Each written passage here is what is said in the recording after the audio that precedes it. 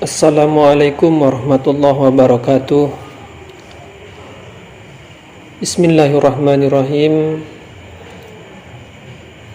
Kami di sini akan membacakan buku sejarah kehidupan Nabi Muhammad SAW, Lentera Kegelapan untuk mengenal pendidik sejati manusia, yang disusun oleh tim sejarah Madrasah Hidayatul Mubtadiin Pondok Pesantren Lirboyo, Kota Kediri. Bagian pertama, Prakerasulan. Pasal 1, Nadar. Mekah selama berabad-abad silam telah menunjukkan peranannya bagi seluruh bangsa Arab. Setiap tahun peziarah dari berbagai penjuru tumpah ruah memenuhi tiap ujung kota, mengunjungi bangunan hitam tua karya Nabi Ibrahim yang mereka kenal dengan nama Ka'bah, simbol dari ajaran tauhid, keesaan Tuhan. Semenjak pondasi Ka'bah mencengkram kokoh bumi Mekah, mulai saat itulah ajaran tauhid menelusup jauh ke dalam relung hati penghuni kota itu.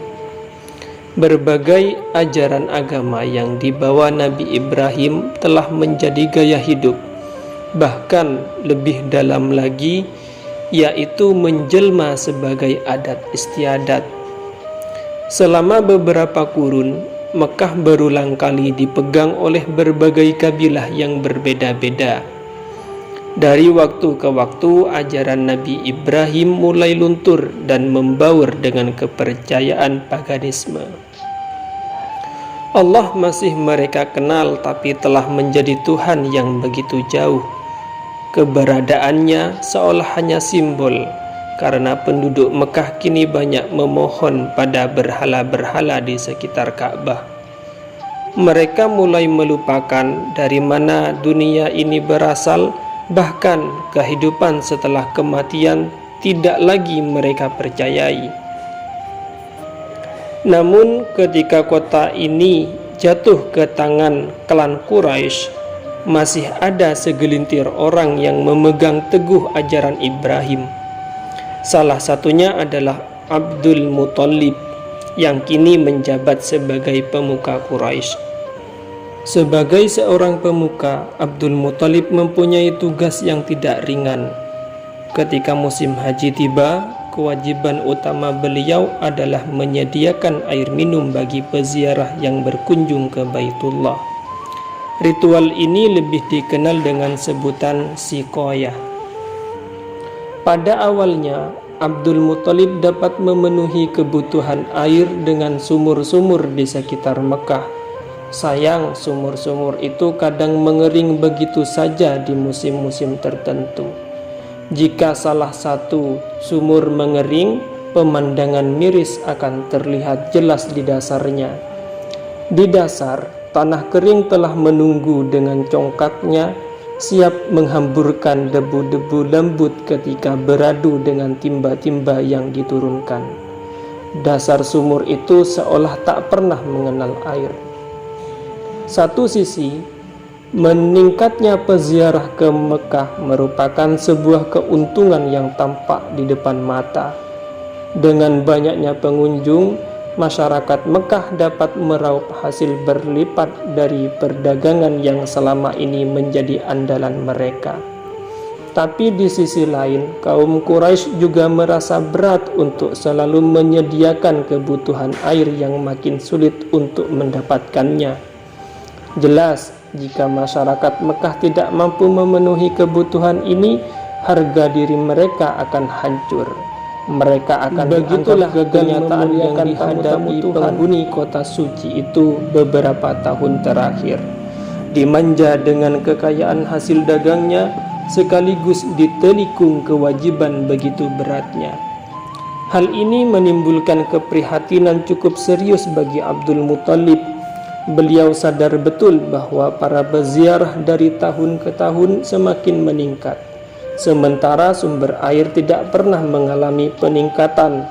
Mengingat panas dan gersangnya Mekah, air menjadi sebuah kebutuhan yang paling vital. Keberadaan sumber air merupakan barang berharga yang tak kalah berarti dengan tambang sekalipun. Satu-satunya sumur yang bisa diandalkan hanyalah Zam-Zam. Sayang, beberapa tahun silam sumur Zam-Zam telah ditimbun oleh suku Jurhum tanpa meninggalkan bekas sedikit pun. Sementara suku Khuza'ah yang telah berhasil mengusir Jurhum tidak tertarik untuk mencarinya. Sumur anugerah Tuhan itu setengah dilupakan karena mereka telah menggali sumur-sumur lain di sekitar Mekah. Kelangkaan sumber air benar-benar menghantui kaum Quraisy dan menuntut kebijakan Abdul Muthalib untuk mengatasinya. Selama beberapa hari beliau berpikir untuk mencari jalan keluar hingga membuatnya letih. Salah satu tempat yang paling digemarinya untuk menghilangkan penat adalah Hijr Ismail yang berada di sisi Ka'bah. Suatu malam ketika beliau merebahkan tubuhnya di tempat tersebut sambil menekuni kenyataan yang sedang dihadapinya, tiba-tiba kedua matanya terpejam. Tak lama kemudian beliau tersentak oleh sebuah mimpi. Abdul Muthalib merasa telah ditemui seorang laki-laki mengenakan pakaian serba putih dan memerintahkannya untuk menggali At-Thaibah, salah satu nama Ka'bah. Mimpi itu beliau ceritakan pada kaumnya dan mereka tafsirkan sebagai suatu harapan untuk menemukan sumber air. Kaumnya memohon agar beliau kembali tidur di tempat yang sama agar mendapatkan kejelasan mimpinya. Keesokan harinya, Abdul Muthalib kembali tidur di Hijr Ismail. Selama 3 hari tidur di sana, orang berpakaian serba putih itu selalu menemui beliau dan memberikan perintah untuk menggali sesuatu. Di hari ketiga itulah Abdul Muthalib baru memahami yang dikehendaki oleh lelaki misterius dalam mimpinya. Galilah Zam-Zam, sumber air melimpah dan akan mencukupi bagi jamaah haji. Lokasi sumur itu berada di suatu tempat yang banyak kotoran dan darahnya. Di sana akan selalu ada burung gagak yang mematuk-matuk serta menjadi sarang semut. Kini jelas sudah lokasi sumur Zam-Zam yang selama ini lenyap begitu saja bagai uang jatuh di tengah jalan. Harapan Abdul Muthalib untuk menyelamatkan muka kaumnya kembali tersulut. Dengan penuh perhatian, beliau menyusuri sekitar Masjidil Haram. Serta merta pandangannya tertarik pada tempat berdirinya berhala Ishaf dan Na'ilah. Di antara dua berhala sesembahan orang-orang jahiliyah itu ada seekor gagak sedang mematuk kotoran onta yang bercampur darah kering. Kedua matanya juga melihat begitu banyak semut keluar masuk dari sebuah sarang. Abdul Muthalib sangat yakin di antara berhala itulah terdapat sumur Zam-Zam.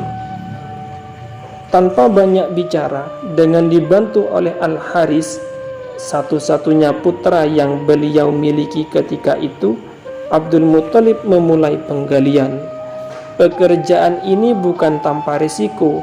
Tempat tersebut adalah lokasi penyembelihan hewan kurban bagi kedua berhala yang berdiri seperti orang yang berpenyakit. Jelas jika tempat tersebut diusik, maka kaum Quraisy pasti protes keras. Abdul Muthalib akan dianggap sebagai perusak tempat suci mereka. Namun semua telah diperhitungkan baik-baik olehnya. Al-Haris diperintahkan untuk melindungi pekerjaannya sementara beliau menggali tempat tersebut. Baru beberapa kali cangkul berhasil mencabik tanah, suaranya mengundang perhatian beberapa orang yang berada di sekitar Masjidil Haram. Satu persatu penduduk sekitar mulai mendatangi sumber suara, dan betapa terkejutnya beberapa orang yang hadir di sana. Mereka melihat pemimpin yang sangat berwibawa itu tengah merobek-robek tanah tempat pengorbanan. Berbagai penilaian mulai bermunculan, namun semua mengerucut pada satu kesimpulan bahwa Abdul Muthalib telah berbuat lancang terhadap tempat suci mereka. Tak ayal apa yang beliau takutkan benar-benar terjadi. Masyarakatnya mengecam tindakan Abdul Muthalib dan meminta agar pekerjaan itu dihentikan. Dengan tegas beliau menjelaskan bahwa semua itu dilakukan untuk menemukan sumur Zam-Zam, bukan karena ketidakhormatannya terhadap tempat suci mereka. Alasan itu tetap tidak bisa mereka terima. Percekcokan semakin memanas. Abdul Muthalib bersikeras untuk meneruskan, sementara masyarakatnya tidak ada satupun yang berpihak padanya. Hari itu beliau benar-benar merasa miskin dengan hanya mempunyai satu putra. Berkelebatlah berbagai bayangan. Seandainya mempunyai lebih dari satu anak, tentu anak-anaknya akan selalu siap berdiri di belakangnya untuk mendukung sang ayah. Akhirnya, untuk meredam suasana, beliau mengucapkan sebuah nadar, janji khusus untuk mengorbankan salah satu putranya jika mempunyai anak laki-laki lebih dari 10.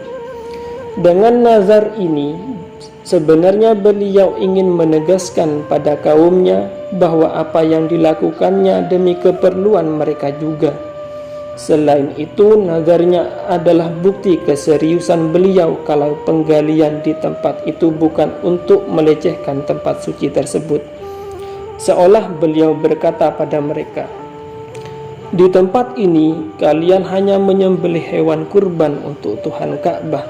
Sekarang lihatlah, aku akan mengorbankan lebih dari semua itu di sini. Aku akan mengorbankan darah dagingku sendiri." Semua orang tercengang. Kesadaran mereka tersentak dengan nazar tersebut. Abdul Muthalib seakan-akan membangkitkan kembali cerita leluhur mereka, Nabi Ibrahim alaihissalam.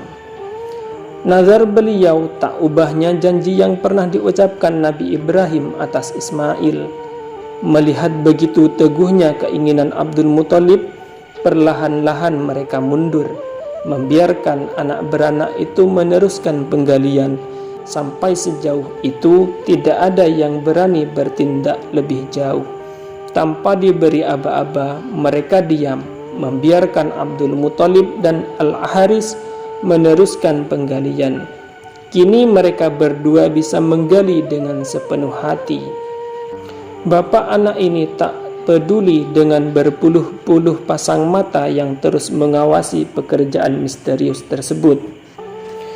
Di tengah-tengah penggalian, tanpa terduga Abdul Muthalib menemukan harta karun yang ditimbun kabilah Jurhum di dalam sumur Zam-Zam. Saat itulah hampir semua yang hadir merasa mempunyai hak atas harta tersebut. Kericuhan mulai terjadi. Setiap orang telah menjelma menjadi bidak-bidak catur yang dipermainkan nafsu. Mereka langsung menyatakan keinginannya kepada Abdul Muthalib untuk ambil bagian dari harta itu.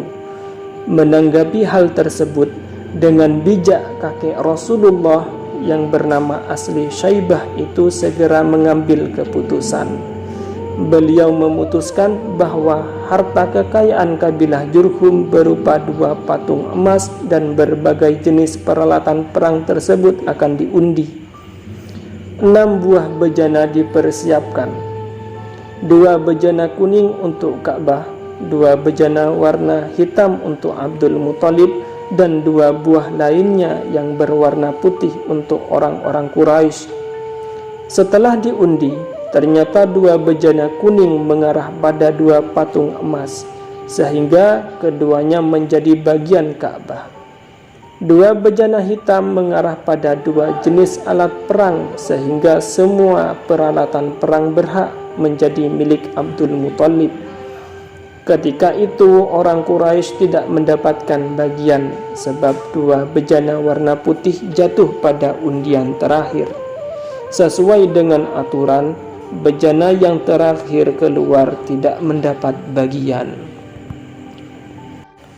Alhamdulillah, semoga bermanfaat.